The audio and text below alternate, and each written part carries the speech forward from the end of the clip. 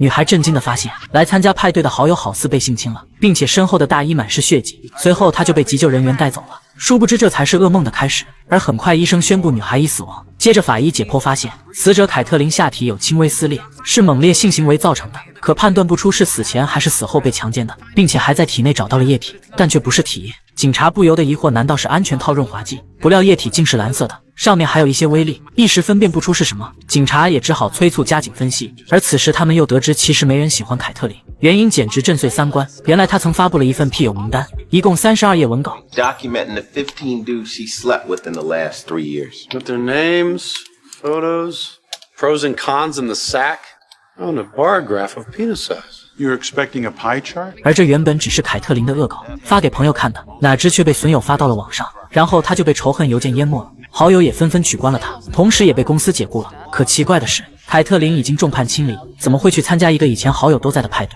而针对这个疑问，警察则调出了派对请柬，和凯特琳的名单对比后发现，有好几个屁友都在派对上。由于他们痛恨凯特琳，所以作案的嫌疑也最大。随后警察决定先去审问他们，可1号男生也不知是谁邀请的凯特琳，但警察显然不相信，还话里话外暗示就是他。结果1号解释自己并未因名单生气，不料警察一问他说你完事后就立马入睡，你不生气？哪知男生竟兴奋地反驳，凯特琳还说我的最大，我因此被好多小妞加好友呢。而2号也不承认，不料警察立马拿出了名单，上面写着凯特琳在暗室里勾引了他。可惜2号发射的焦距太短，哪知男孩立即反驳他撒谎，但警察不信，强行推测2号恼羞成怒，所以邀请凯特琳来派对，然后教训了他。然而2号自称根本不知凯特琳在派对上，我一直在忙着拍照，并且还拿出手机让检查照片上的时间水印，结果他还真没说谎。至于3号也是对警察没有好脸色，也声称不知谁邀请的凯特琳。于是警察又拿出了名单，上面凯特琳称已经暗恋他1年了，最后终于成功拿下。可惜的是3号有一个固定的女友。而一听这话，急得3号赶紧解释，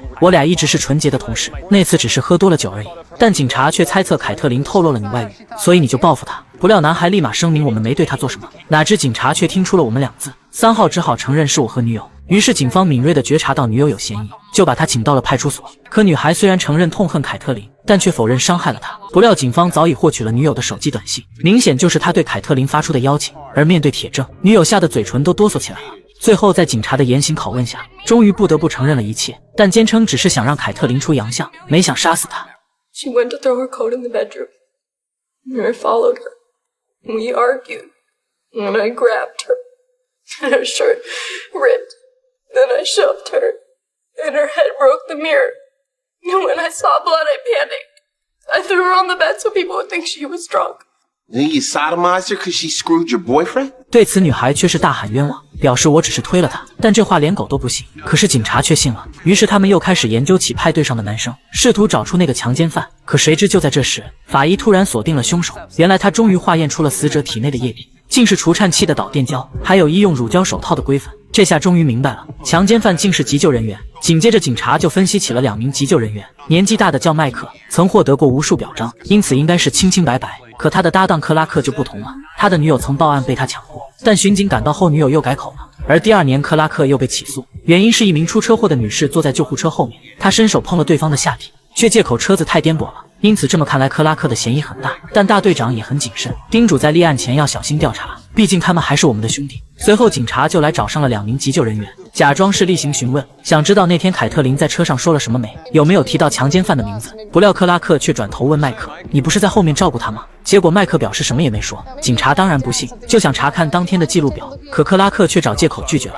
然后俩人就紧急出任务去了，而警察也不好打草惊蛇，只能任由他们离开。但是俩人已看出他们撒谎了，麦克明显是在替克拉克打掩护，于是警察立马深入调查起了麦克。他们找出了俩人过去3周出任务的情况，而不久后同一地点就出现了盗窃，丢失了一堆值钱的东西，也就可以推断麦克盗窃，克拉克强奸，并且彼此掩护，俩人就是一对犯罪搭档。随后警方决定先攻破麦克，那样他就会出卖克拉克的。接着警察先来到了最近失窃的老夫妇家里，经过探听得知，老头因心脏病发才叫的急救，不料晚上就发现婚戒被偷了。可是麦克当然不承认偷了婚戒，于是警察质问老头是在前厅昏倒的，你干嘛去了礼屋？哪知麦克也不承认，但警察手里有证据，他们在卧室厕所里找到了麦克的一根下体毛，而5米外就是放戒指的地方。这下麦克无话可说了，但眼睛一转又假装才想起来，声称是老太太允许我进去的。 So that's your MO, huh? Wrong one, keeping your eyes open for booty along the way? Anybody looks at you funny, Tinta's right there to back your play, huh? Like you backed his when we came asking about Caitlin Lamarck? We know he was in the back with her, not you. 而事已至此，麦克才想起求饶，警察当然不允许了。结果他又开始哭穷装可怜。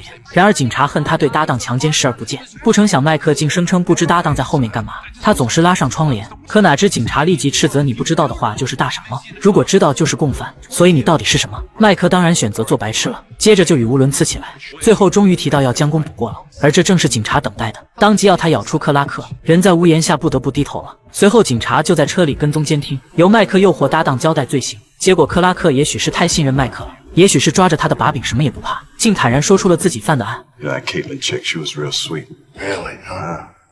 It's better than the others? Oh, no, I'm not saying that. Cutie in the car wreck last week. She was a nice piece. Oh, yeah. Whoa. That blonde, that old deed, remember? Oh, yeah. That bitch even put up a bit of a fight. No, really? Nice. You know what, Mike? That's why you and I make a good team, right? We look out for each other. 殊不知麦克正在出卖他，而就在这时，克拉克突然看到警察来了。此时他还没意识到危险。Why are these clowns back? God, I don't know. Oh. 不过很快克拉克就知道了，因为警察向他展示了窃听器，他立马明白了，接着就扒开了麦克的衣服，果然自己被窃听了。不过克拉克却没选择屈服，而是迅速反应过来，砸碎玻璃，一个大跳就跳了出去。不愧是消防员，接着迅速冲进了救护车。警察赶到时，门已经紧锁了，只看到克拉克在慌乱翻找什么，而下一秒他们就明白了。克拉克竟找出了一支注射器，然后灌满空气，在警察的注视下，对着自己的脖子狠狠扎了进去，就这样结束了生命。他至死也不想被抓。就这样，凯特琳强奸被害案终于完全告破了。